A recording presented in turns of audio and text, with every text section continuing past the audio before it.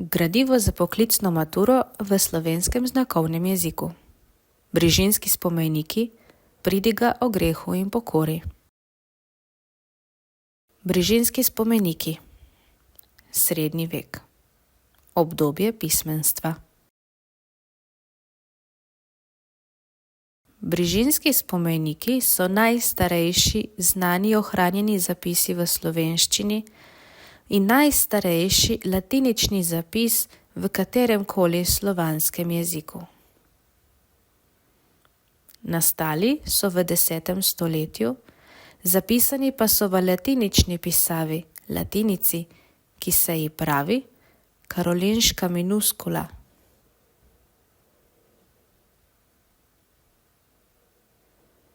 Po kralju Karlu Velikem.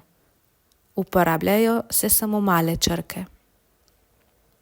Našli so jih šele leta 1807 v bavarski državni knjižnici v Münchnu kot del pastoralnega priročnika škofa Abrahama iz Freisinga, slovensko Brežinje. Še danes se hranijo v tej ustanovi. Namen: pomoč škofu Abrahamu, ki je bil nemške narodnosti, da je lahko navezal stik oziroma opravljal svojo službo tudi med Slovenci, saj so se nekatere osnovne molitve, Oče naš in spoved, morali opravljati v domačem jeziku vernikov. Sestava: 3 rokopisi. Prvi in tretji spomenik, rokopis, sta splošna obrazca spovedi. Drugi spomenik, rokopis, pa pridiga o grehu in pokori. Pomen: za Slovence imajo brižinski spomeniki kulturni in jezikovni pomen. Kulturni zaradi tega, ker dokazujejo, da smo že od 10. stoletja naprej povezani z zahodno razvito civilizacijo. Jezikovni pomen pa imajo zato, ker znanstvenikom pomagajo raziskovati zgodovino slovenskega jezika in njegov razvoj. Iz teh besedil je jasno razvidno, da slovenščina v 10. stoletju še ni bila razdeljena na narečja. Drugi spomenik, pridiga o grehu in pokori. Pridiga je polliteralno besedilo, in sicer je to oblika duhovnikovega govora po prebranem evangeliju iz Svetega pisma. Cerkveni nauk razlaga tako, da ga ljudje čim lažje razumejo. Dobre pridige so polne raznih primerov, zgodb, njihov namen pa je kljub temu poučen. Spadajo med epska besedila. Zgradba. Prvi del govori o izviru greha in o dobrih delih, s katerimi so svetniki premagovali greh in si zaslužili nebesa. Drugi del kaže, kako lahko vsak vernik doseže nebesa, zato pa se mora spovedati svojih grehov. Ideja, sporočilo. Zaradi greha prvega človeka, Adama, morajo vsi ljudje trpeti in umreti. Toda vsak človek si lahko pridobi nebesa, večno življenje, vendar šele po smrti.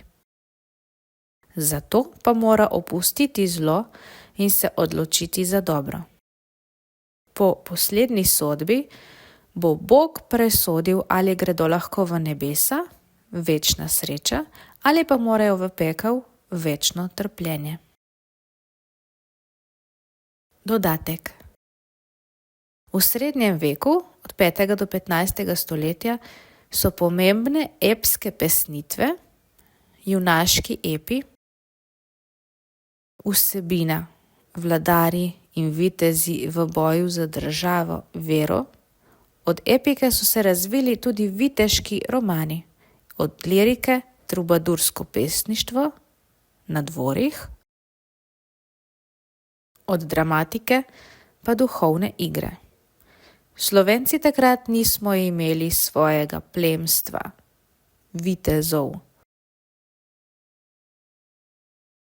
Zato imamo iz tega časa le besedila verske narave, molitve, pridige, cerkvene pesmi. Ta besedila pa so pomembna kot dokaz razvoja slovenščine.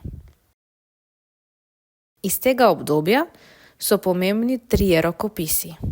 A. Brižinski spomeniki, 10. stoletje, B. Celovški ali Rateški rokopis, 14. stoletje. Molitve v njem so sledi gorenjskega narečja. In C. Stiški rokopis, 15. stoletje. Kitica, velikonočne pesmi, v njem so sledi dolenjskega narečja.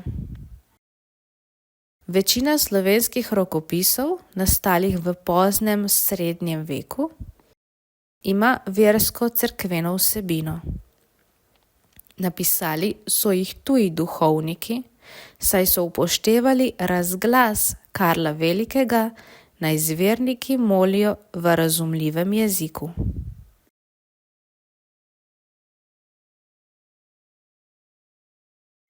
Pridiga o grehu in pokori. Če bi ded naš ne grešil, bi mu na veke bilo živeti.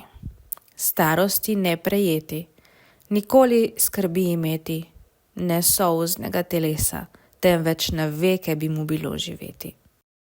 Ker je bil z zavistjo neprijaznega izgnan od slave Božje, potem so narod človeški bolečine in skrbi prišle, in bolezni, in potem redu smrt.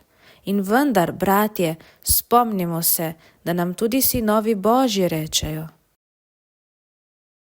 Zato opustimo ta mrzka dela, ker so dela Satanova. Ko žrtvujemo, brata oklevetamo, kot tatvina, kot uboj, kot poltenosti naslada, kot prisege, ki jih ne spoštujemo, temveč jih prestopamo, kot sovraštvo. Nič pa od teh del ni bolj mrzko pred Božjimi očmi.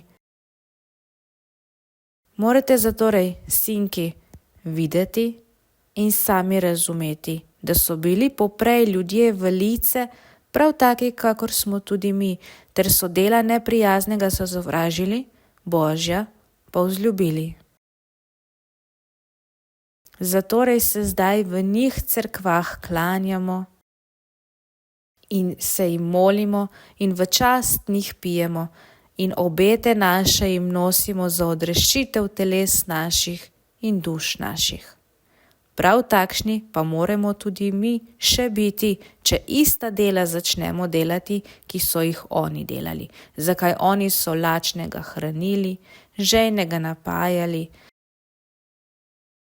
bosega obuvali, nagega odevali, onemoglega v imenu Božjem obiskovali, mrzlega ogrevali, tujca pod krove svoje vodili, v temnicah in v železnih verigah uklenjena obiskovali in v imenu Božjem jih tešili.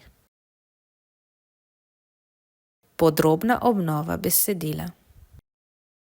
Besedilo pravi, da če človek, naš ded Adam, ne bi storil izvirnega greha, bi večno živel, ne bi ostarel in ne bi trpel. Ne bi imel solznega telesa, to je trpljenje kot posledica izvirnega greha. Zaradi hudiča, neprijaznega, pa je bil izgnan oziroma kaznovan za izvirni greh, zato so človeški rod zadale bolečina, skrbi, bolezen in smrt. Pripovedovalec nagovarja brate oziroma prisotne, da so vendarle imenovani Božji sinovi. Zato naj opustijo zla dela, kot so žrtvovanje, kar pomeni darovanje žrtev, kar je greh vračanja v poganstvo, kot klevetanje, naslada, nespoštovanje prisege in sovraštvo. Ta dela so za Boga najbolj nemoralna. Nadalje prepričuje, da so bili tudi v preteklosti njim podobni ljudje, svetniki, ki pa so se od hudiča obrnili in vzljubili Boga in zato zdaj nazdravljajo v slavo teh prednikov, jih molijo, jim nosijo darove v zahvalo za odrešitev teles in duš. Lahko pa tudi sami postanejo takšni, če se začno po njih zgledovati. Hraniti lačne, pojiti žejne, obiskovati onemogle in našteva druga dobra dela, ki so jih opravljali predniki. Tako so se predniki približali Bogu in tudi sedaj je treba k njemu moliti, dokler jih ne povabi v nebesa. Potem opozori, da so poklicani in pozvani pred poslednjo sodbo. Pred Bogom se ne morejo skriti in še manj ubežati, ampak se mu mora vsak izpovedati, pa naj je storil dobro ali zlo, saj se bo zagotovo vsak srečal z Bogom pri sodbi. Zato je Gospod ponudil poslednje zdravilo in pokazal, kako se lahko obvarujajo pred hudičem. Predniki oziroma prvi kristjani so bili mučeni, našteva njihovo trpljenje. Zdaj pa lahko s pravo vero in spovedjo dosežejo isto kot mučeni predhodniki. Na koncu sledi poziv sinovom, naj pokličejo duhovnike in povedo svoje grehe in s tem bodo spovedani.